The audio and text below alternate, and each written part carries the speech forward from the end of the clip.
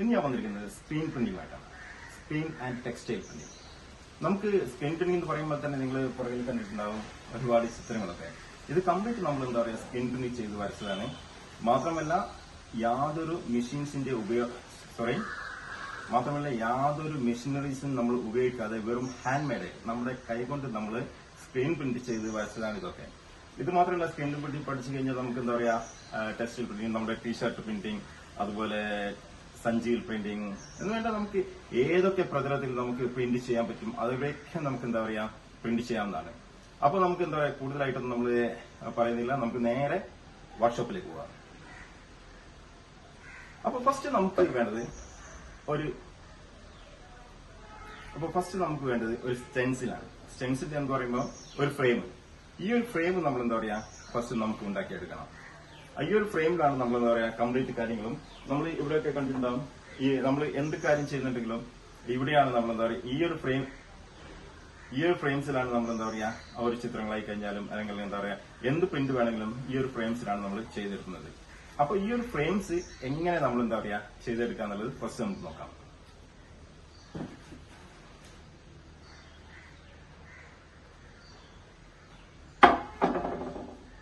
അതിന് ഫസ്റ്റ് നമുക്ക് വേണ്ടത് ഒരു ഫ്രെയിമാണ്. നമ്മളൊരു ഫ്രെയിം എടുത്തു. പിന്നെ ഇതാണ് മെഷ് എന്നാണ് പറയാ. ഈ ഒരു മെഷിലാണ് നമ്മൾ എന്താ പറയാ അപ്ലൈ ചെയ്യുന്നത്. ഈ ഒരു മെഷ് ഉപയോഗിച്ചിട്ടാണ് നമ്മൾ ഈ ഒരു ഫ്രെയിം ഉണ്ടാക്കിയിട്ട് ആ ഒരു പിക്ചറും കാര്യങ്ങളൊക്കെ നമ്മൾ അപ്ലൈ ചെയ്യുന്നത്. അപ്പൊ ഈ ഒരു മെഷ് ഫസ്റ്റ് നമ്മൾ ഈ ഒരു ഫ്രെയിമിലേക്ക് എങ്ങനെ ചെയ്യാം എന്നുള്ളത് നമുക്ക് ഫസ്റ്റ് നോക്കാം. ഇവിടെ ഞാനൊരു ഗ്ലൂ എടുത്തിട്ടുണ്ട്. ഫ്ലക്സ് സ്റ്റിക്ക് ആണ്. നമുക്കറിയാം ഫ്ലക്സ് ഒട്ടിക്കാനും മറ്റുമൊക്കെ നമ്മൾ ഉപയോഗിക്കുന്ന ഫ്ലക്സ് സ്റ്റിക്ക്. പിന്നെ കത്രി ചെയ്ത് കട്ട് ചെയ്യാൻ വേണ്ടിയിട്ട്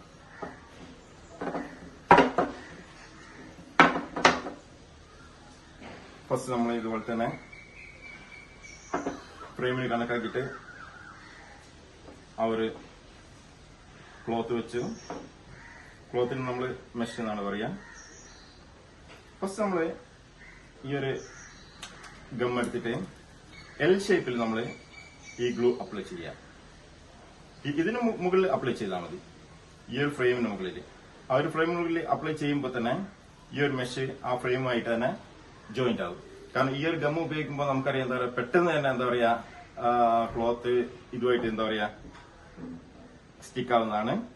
അപ്പൊ നമ്മളിവിടെ ജസ്റ്റ് അതിന്റെ മുകളിലേക്ക് അപ്ലൈ ചെയ്ത് കൊടുക്കുക എൽ ഷേപ്പില്.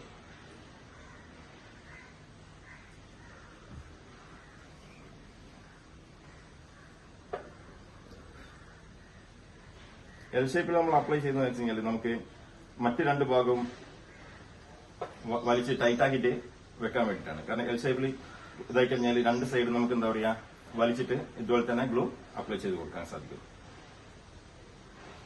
ഇത് ഉണങ്ങിയിട്ടുണ്ട്. ഇനിയിപ്പോ നമുക്ക് മറ്റേ ഭാഗങ്ങളിൽ നമ്മള്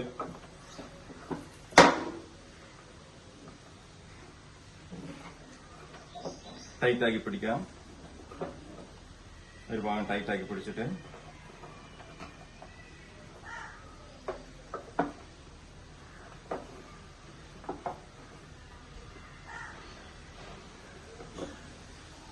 ആ ഭാഗം ഇതുപോലെ തന്നെ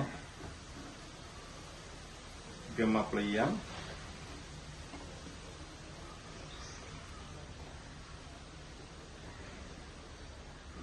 നേരത്തെ ചെയ്ത പോലെ തന്നെ ഗം അതിന്റെ മുകളിൽ അപ്ലൈ ചെയ്യാം.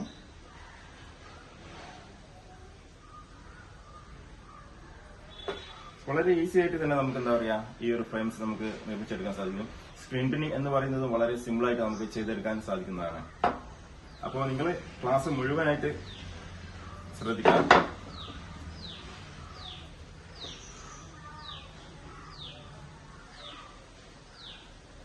കുറച്ചു നേരം നമ്മൾ വെയിറ്റ് ചെയ്ത് കഴിഞ്ഞാൽ ആ ഒരു ഏരിയ നമുക്ക് ഈ ഒരു ഇത്രയും ക്ലോത്ത് ബുദ്ധിമുട്ടാകുന്നതുകൊണ്ടാണ് നമ്മൾ കുറച്ചൊന്ന് കട്ട് ചെയ്ത് കൊടുക്കുന്നുണ്ട്. നമുക്ക് വലിക്കാൻ കത്രിയൊക്കെ മോശമില്ല, ചെറിയ കത്രിയൊക്കെ.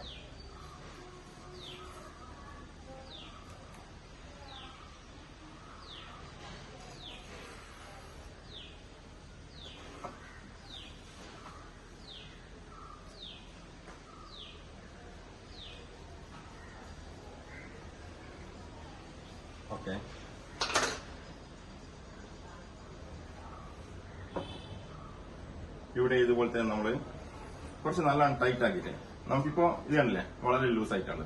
ഇപ്പൊ നമ്മള് 3 ഭാഗവും ഒട്ടിച്ചിട്ടുണ്ട്. ഇനിയിപ്പോ ഈ ഒരു ഭാഗം നമ്മള് വളരെ ടൈറ്റ് ആക്കിയിട്ട് നമ്മളിങ്ങനെ ടൈറ്റ് ആക്കുമ്പോൾ തന്നെ കണ്ടില്ലേ നല്ല ടൈറ്റ് ആകുന്നുണ്ട്. അപ്പൊ അതുപോലെ ടൈറ്റ് ആക്കിയിട്ട് ഒരു ഏരിയ ആയിട്ട് ഒട്ടിച്ചു കൊടുക്കുക.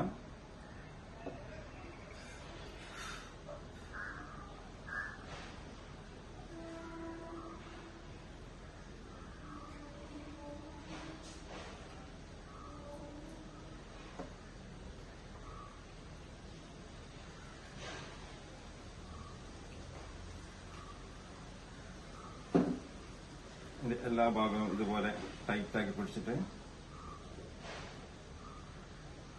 കുറച്ചു നേരം ഒന്ന് ഇങ്ങനെ പിടിച്ചു തന്നാൽ മതി.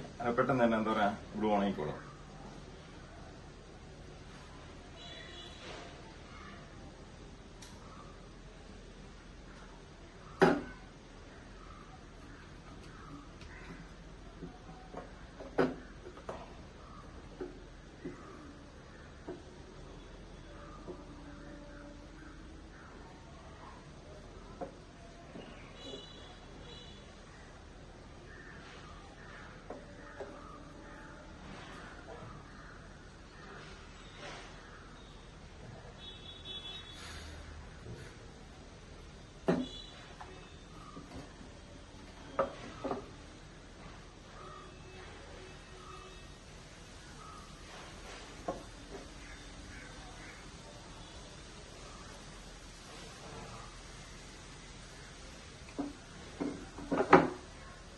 വേറെ എവിടെയെങ്കിലും ഒട്ടാൻ ബാക്കിയുണ്ടെങ്കിൽ ആ ഏരിയയും കൂടി നമ്മൾ ഒട്ടിച്ചു കൊടുക്കാം.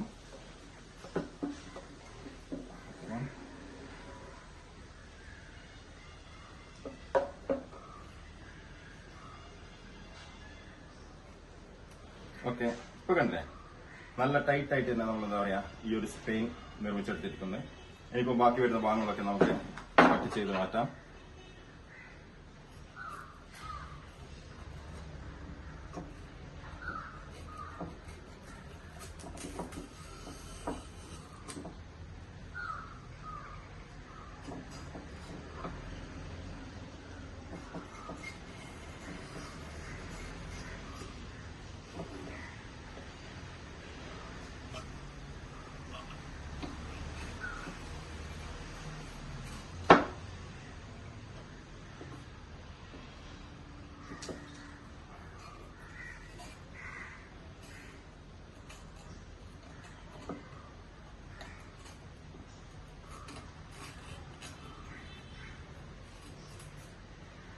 ഓക്കെ, അപ്പൊ നമ്മുടെ ഫ്രെയിമിന്റെ പണി കഴിഞ്ഞു.